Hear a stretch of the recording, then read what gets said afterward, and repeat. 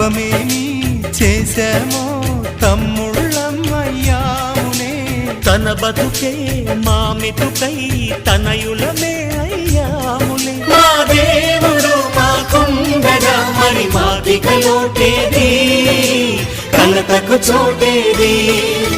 మాలో గిలిలో పండేదంతా పుణ్యమే, మా జాబిలికి ఏడాదంతా పుణ్యమే.